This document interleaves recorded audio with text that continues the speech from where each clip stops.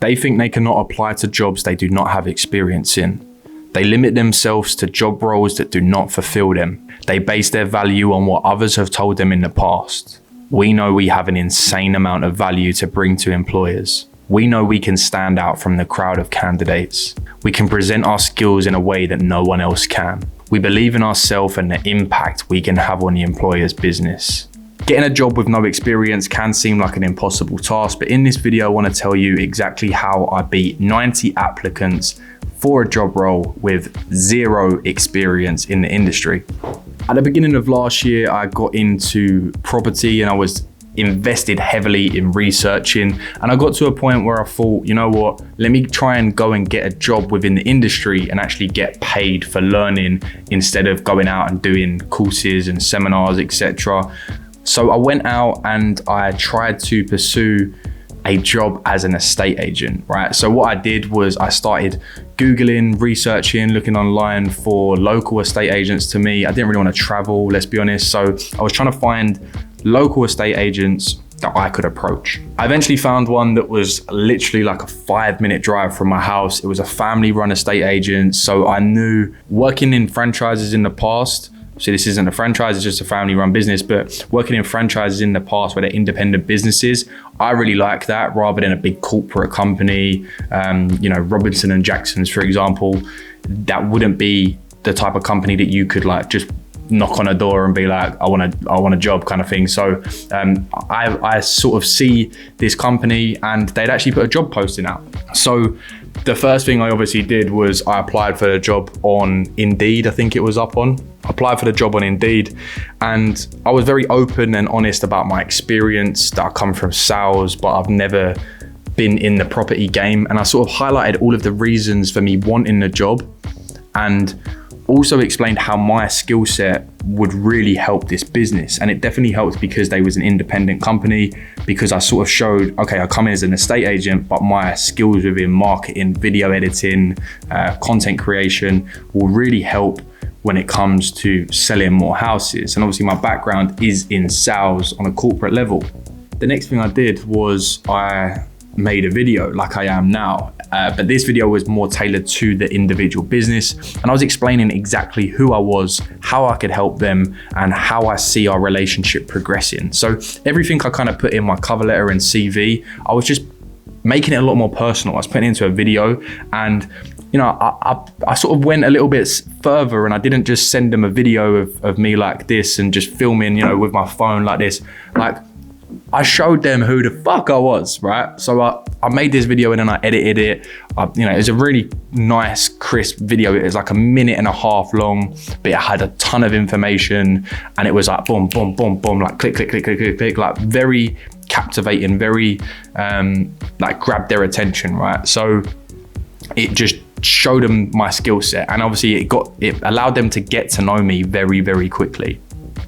And the last thing I did was probably the most important thing, and that was follow up. As soon as I'd sent this video, I went to their website, I found an email address for the owner and everyone that worked there, and I sent them all an email saying, hey, just wanted to see if you had received my Indeed application, I've applied for the job, etc., etc. And then I continuously followed up. I would phone them and just say, hey, just wondering if there was an update. And I just continued to do that. It was only over maybe a 2 to 3 day period, and then I was invited for an interview. But the main thing of me phoning, it now put my name on their radar instead of just a name on a list. They knew exactly who I was, and they was excited to invite me down for an interview.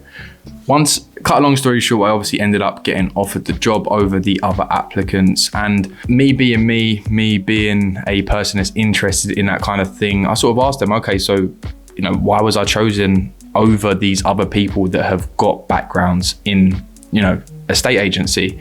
And they said what sold me to them was, one was my skill set outside of the estate agency. They know the world is going digital now, they know everything's going online, but they said the thing that really sold me to them was the fact that I'd followed up and the video, because the video just really allowed them to get to know me on a personal level. And then following up with that That is a key. So if you really want a job, guys, yeah, it might be something that you're really, really passionate about, a new career, something you want to change into, then this is why sales is such an important skill, right? And people that think they're no good at sales have like landed amazing jobs in the past. Yeah, they're not sales jobs, but selling yourself in an interview is sales in itself, right? So people that think, oh no, I'm no good at sales, but they've got like an amazing job. It's like, yeah, but how did you sell yourself into that role, right? So selling yourself is such an important trait, whether you're, you know, going to a party, whether you're meeting someone for the first time, or you're literally going into a job interview. Selling yourself is so important.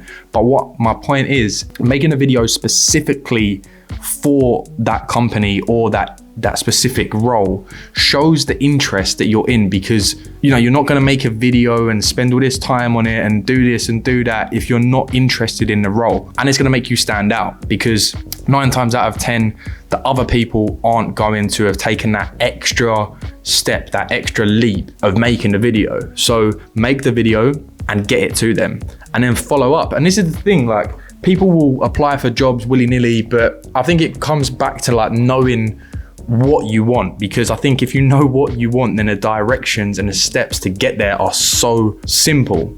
But you'll go on to Indeed, you'll go on to Reed, you'll go on to these things and you'll just apply for this. Oh, okay, yeah, that looks good, that looks good. And I did it in the past, you know, I applied for jobs, I got jobs. I actually left this estate agency job for this exact reason. But I applied for a job simply because of the income, or the salary, should I say, the salary that was associated with this job. And I'll probably go on to it in another video. If you've been on the channel, you would have seen the other videos. So you would have known what it was, where it was, and on all that, but can't be asked to talk about it. But you can get distracted by that, right? So you can get distracted by the price tag and, you know, the income level and all this, whatever, blah, blah, blah. But at the end of the day, you need to do what you want to do, right? And I can personally tell you that, especially when it comes to a job role, is like, you can earn half the amount of money, but be 200 times happier within that role, right? So chase your happiness, not an income number, because, you know, you speak to a lot of people that have made a lot of money and they're miserable, right? So yes, money might solve some problems, but they won't solve internal problems. Money only solves money problems. Yeah, if you've got money problems, money will solve it. But if you've got problems outside of money, money doesn't solve that. And if those problems are bad, it can probably amplify those bad problems when you do get money, right? So I've been Ollie, you've been overthinking, take action, and I'll see you in the next one. What is that?